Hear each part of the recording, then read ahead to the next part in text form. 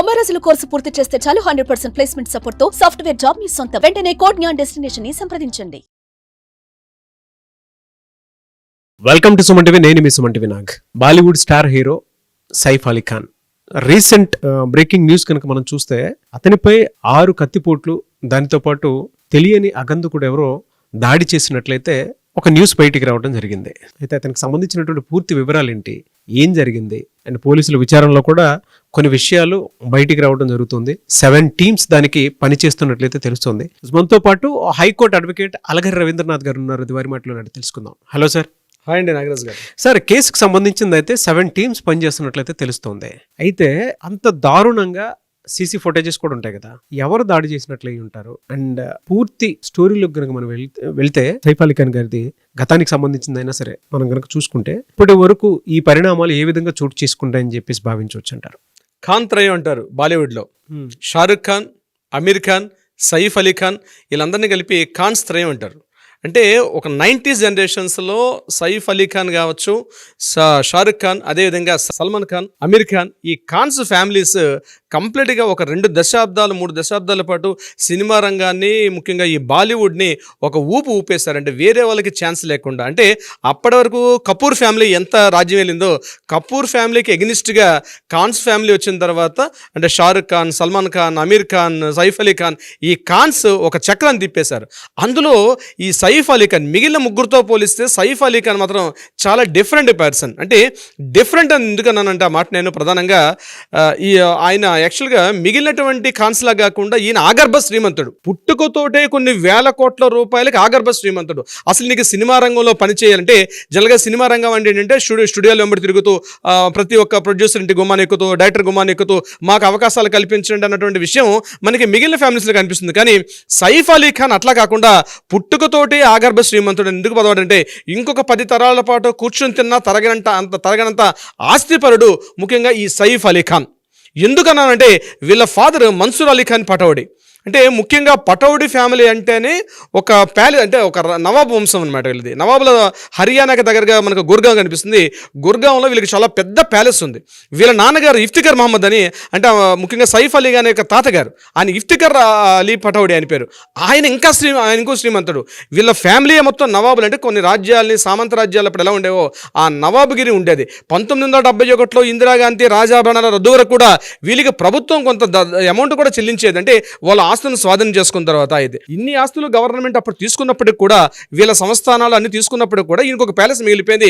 అది గుర్గాంలో ఇప్పటికి కూడా పటౌడి ప్యాలెస్ అని చెప్పి సుమారుగా 170 రూమ్స్ తోటి, ఒక 7 డైనింగ్ రూమ్స్ తోటి, సుమారుగా ఒకేసారి ఒక 10,000 మంది కూర్చునే కెపాసిటీ తోటి మనం మైసూర్ ప్యాలెస్, బెంగళూరు ప్యాలెస్ ఎలా చెప్తామో అదేవిధంగా హర్యానాలో పటౌడి ప్యాలెస్ అంటే అంత ఫేమస్ అనమాట. ఆ పటౌడి ప్యాలెస్ ఈయనకి వారసత్వంగా లభించిన సంపద. అదే సుమారుగా 800 కోట్ల రూపాయల పైబడి, 800 అంటే ఆ లెక్కలు మనం చెప్పేది ఒక 10 years బ్యాక్, ఇప్పుడైతే సుమారుగా 1200 కోట్ల రూపాయల పైబడి ఆ ఒక్క ప్యాలెస్ విలువ ఉంటుందని అంచనా వేస్తారు. ఆ ఫ్యామిలీలో పుట్టినవాడు ఈ సైఫ్ అలీ ఖాన్. ముఖ్యంగా మన్సూర్ అలీ ఖాన్ పటౌడి అంటే చాలా మంది తెలుసు. ముఖ్యంగా 1960s 1970s అంటే గవాస్కర్, కపిల్ దేవ్ క్రికెట్ ప్లేయర్స్గా ఉన్నప్పటికీ, ముఖ్యంగా అప్పటికి మనకు తెలిసినటువంటి గవాస్కర్, కపిల్ దేవ్ వీళ్ళకన్నా ముందు తరంలో మన్సూర్ అలీ ఖాన్ పటౌడి ఒక మంచి క్రికెట్ ప్లేయర్. అయినా ఇండియా తరపున అనేక మ్యాచ్లు ఆడి ఇండియన్ కెప్టెన్గా కూడా పనిచేశారు ఇండియన్ క్రికెట్ టీంకి. వాళ్ళ ఫాదర్ కూడా క్రికెట్ కెప్టెన్. ఆయన ఇండియా తరపున, ఇంగ్లాండ్ తరపున, అంటే ఇంకా మనకి స్వాతంత్రం రాక పూర్వం కూడా ఇఫ్తిఖర్ అలీ పటౌడి అతను ఇండియన్ క్రికెట్ టీంకి, అదేవిధంగా ఇంగ్లాండ్ క్రికెట్ టీం కూడా పనిచేస్తారు. దాని తర్వాత మన్సూర్ అలీ ఖాన్ పటౌడి కూడా అంటే నవాబ్గిరి ఉండేది వాళ్ళకి, ప్యాలెస్లు ఉండేవి, రాజప్రాసాదులు, సామంతులు, వర్కర్స్, పరిచారికులు, పనివాళ్ళు కొన్ని 100 మంది పనిచేసే ఒక నవాబ్ వంశం. ముఖ్యంగా అందులో పుట్టినవాడే సైఫ్ అలీ ఖాన్. సైఫ్ అలీ ఖాన్ కూడా మొత్తం ముగ్గురు వాళ్ళు. సైఫ్ అలీ ఖాన్ 2 సిస్టర్స్ ఉన్నారు. ఆ 2 సిస్టర్స్లో కూడా వాళ్ళు కూడా సినిమా రంగంలో ఉన్నారు. అయితే సైఫ్ అలీ ఖాన్ గారు 1991 తర్వాత సినిమా రంగంలోకి ఎంటర్ అయిన తర్వాత స్టార్టింగ్లో కొంత స్ట్రగుల్స్ ఫేస్ చేశారు. అని ఏ రంగంలో సెటిల్ అవ్వాలనే విషయం మీద అయినప్పుడు కూడా కొంత దారుణ పడ్డారు. 1993లో వచ్చినటువంటి ఒక మూవీ ద్వారా ఆయన మంచి స్టార్ ఇమేజ్ తెచ్చుకున్నారు. ఇంకా అక్కడ నుంచి కంటిన్యూగా మూవీస్ చేసుకుంటూ క్రైమ్, థ్రిల్లర్స్, రొమాంటిక్ ఇట్లాంటి మూవీస్ అన్ని చేసుకుంటూ తనకంటూ ఒక ప్రత్యేక స్థానం ఏర్పాటు చేసుకున్నారు. ఈయనకి 7 ఫిల్మ్ఫేర్ అవార్డ్స్ ఉన్నాయి, ఒక నేషనల్ అవార్డు కూడా ఉంది ఈయనకి సైఫ్ అలీ ఖాన్ గారికి. అయితే 2010లో ఈయనకి పద్మశ్రీ అవార్డు కూడా ఇచ్చి సినిమా రంగంలో ఈయన చేసిన సేవలకు గాను 2010లో పద్మశ్రీ అవార్డు కూడా వచ్చింది సైఫ్ అలీ ఖాన్ గారికి. అయితే ఈయన యొక్క మ్యారిటల్ స్టేటస్ ఏదైతే వైవాహిక జీవితం ఉందో కొంత డిస్టర్బెన్స్ అయితే మొత్తం జరిగింది. ఈయన 1995-94 టైంలో అమృతా సింగ్ అని చెప్పి మరొక కోస్టార్ని ఇతను లవ్ చేసుకుంటూ పెళ్లి చేసుకున్నారు. ఆ కోస్టార్ ఈయనకన్నా వయసులో 10 సంవత్సరాలు పెద్దదమే అమృతా సింగ్కి ఈయనకి మ్యారేజ్ అయింది 1998 ఆ ప్రాంతంలో మ్యారేజ్ అయిన తర్వాత కొద్ది రోజులు లైఫ్ స్టైల్ డీల్ చేశారు. వీళ్ళకి మళ్ళీ 2 పిల్లలు పుట్టారు. ఆ 2 పిల్లలు ఇప్పుడు మనకి హీరోయిన్ కనిపిస్తుంది, ముఖ్యంగా సారా అలీ ఖాన్, ఇబ్రహీం అలీ ఖాన్, వీళ్ళిద్దరు కూడా 2 పిల్లలు పుట్టారు ఆయనకి. సారా అలీ ఖాన్ ఇప్పుడు కూడా కొన్ని మూవీస్లో కూడా యాక్ట్ చేస్తుంది అమ్మాయి కూడా. సారా అలీ ఖాన్, ఇబ్రహీం అలీ ఖాన్ ఇద్దరు అయిన తర్వాత 2004లో కొన్ని ఇష్యూస్ వల్ల వీళ్ళిద్దరు కూడా విడిపోయారు. అయితే కొంత ఒక యారోగెంట్ పర్సన్ సైఫ్ అలీ ఖాన్ గారు కొన్ని సందర్భాలు వివాదాస్పద వ్యాఖ్యలు చేస్తూ కూడా కొంత రౌడీ అన్నట్టుగా కూడా ముద్రపడడం కూడా జరిగింది. సో కొంత వివాదాస్పద వ్యాఖ్యలు చేయడం, ముఖ్యంగా ఒక సందర్భంలో ఒక జర్నలిస్ట్ ని అమృతా సింగ్ గారికి ఒక బ్రిటిష్ జర్నల్ కి మధ్య వీళ్ళిద్దరి మధ్య కొంత రిలేషన్ ఉందన్నట్టుగా ఒక పేపర్లు రాసినందుకు గాను ఇమీడియట్ గా జర్నలిస్ట్ ని పిలిచి చాలా గట్టిగా కొట్టినట్టుగా అప్పట్లో 1995 పెద్ద వార్త అయింది. ఆ టైంలో 1999-2000 ఆ టైంలో ఒక పెద్ద వార్త అయింది. అమృతా సింగ్ ని ఎవరైనా కామెంట్ చేసినా కూడా ఆయన తట్టుకోలేని పరిస్థితి. చాలా సెన్సిటివ్ పర్సన్, ఎవరైనా కొంత యారోగెంట్, సెన్సిటివ్ ప్లస్ యారోగెంట్, ఎవరైనా ఏదైనా మాట్లాడి మాత్రం వెంటనే చేయి చేసుకుని కొట్టే తత్వం కూడా ఉండేది ఒకప్పుడు 90s లో 2000 వరకు కూడా. సో 2004లో వీళ్ళకి మధ్య విభేదాలు ఏర్పడడం, అమృతా సింగ్తో ఈయన విడిపోవడం కూడా జరిగింది. 2004 తర్వాత మళ్ళీ ఈయన అప్పుడు కరీనా కపూర్ గారితో ఈయన లవ్ ట్రాక్ లో పడడం కూడా జరిగింది. ఇక్కడ విశేషం ఏంటంటే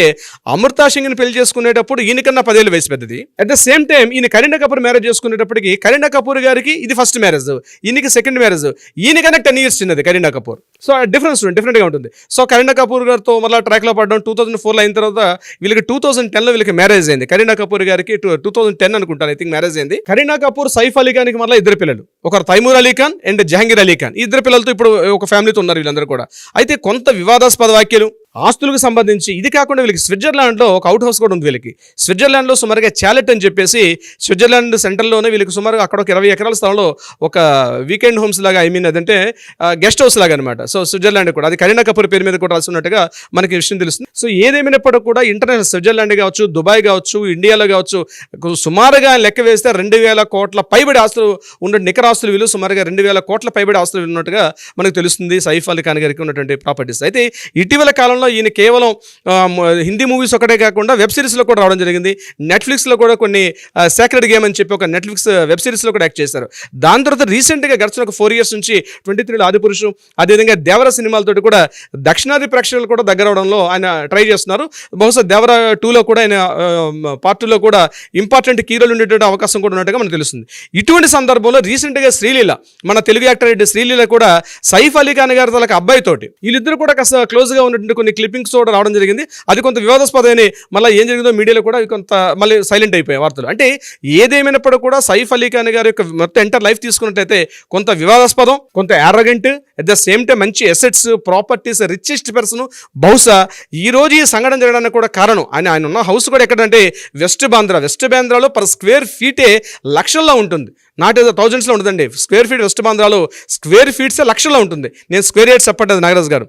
అటువంటి రిచెస్ట్ ఏరియాలో highest business magnets, film stars, politicians, richest ఉన్నటువంటి ఏరియాలో ఈయన కొన్నటువంటి హౌస్, ఆ బిల్డింగ్లో 11th floorలో ఈ సంఘటన జరగడం కొంత దురదృష్టకరం. అయితే ప్రధానంగా మనం గుర్తుపెట్టుకోవాల్సింది ఏంటంటే దీని వెంబడి ఏదైనా ప్రాపర్టీస్, ఆస్తులకు సంబంధించి ఏమైనటువంటి ఇష్యూస్ ఉండే అవకాశం కూడా ఖచ్చితంగా ఉంటుంది. కరీనా కపూర్ గారు ప్రధానంగా మ్యారేజ్ చేసుకోవడం కూడా ఈయన దగ్గర ఉండే అపార్ట్ ఆగర్భ శ్రీమంతుడు, పుట్టుకతోటే శ్రీమంతుడు అనే విషయం మీద కరీనా కపూర్ గారు మ్యారేజ్ చేసుకుని చెప్పి ఆ మధ్యకాలంలో వార్తలు ప్రధానంగా కొంత విశృంఖలంగా వచ్చాయన్నమాట. కరీనా కపూర్ గారు, ఎందుకంటే ఆమె చూస్తే యంగా, ఆయనకన్నా 10 ఏళ్ళు చిన్నది ఈయన, ఈ 10 ఏళ్ళ పెద్ద వ్యక్తి, అతనితో మ్యారేజ్ చేసుకోవడం విషయంలో కొంత వివాదాస్పదంగా కూడా జరిగింది. ఎంటైర్ లైఫ్ కావచ్చు, ఆయన మ్యారిటల్ స్టేటస్ కావచ్చు, పర్సనల్ లైఫ్ కావచ్చు, ఎంటైర్ త్రూఅవుట్ లైఫ్లో మాత్రం చాలా వివాదాస్పదున్న వ్యక్తి చిట్ట చివరిగా ఈ రోజు ఒక అగంతకుడితోటి కత్తిపోట్లకు గురై ఈ రోజు లీలావతి హాస్పిటల్ ఆయన పడి ఉండడం మాత్రం కొంత మనకి ఒక నటుడిగా మనం ఓన్ చేసుకుంటాం కాబట్టి కొంతవరకు మనకి కొంత ఇబ్బంది కలిగించే వార్త ఇది. బట్ ఏదేమైనప్పుడు కూడా పోలీసులు మాత్రం తొందరలో ఇంట్రాగేషన్ చేసి దీని మీద ఒక కూపీలాగి కంప్లీట్గా ఒక ఫైనల్ ఇన్ఫర్మేషన్ వచ్చే అవకాశం అయితే ఉంటుంది. నాగరాజ్ గారు చూద్దామండి ఏ విధంగా ఉంటుంది అనేది. Anyways thank you so much Ravindranath garu. Thank you so much Nagaraj గారు.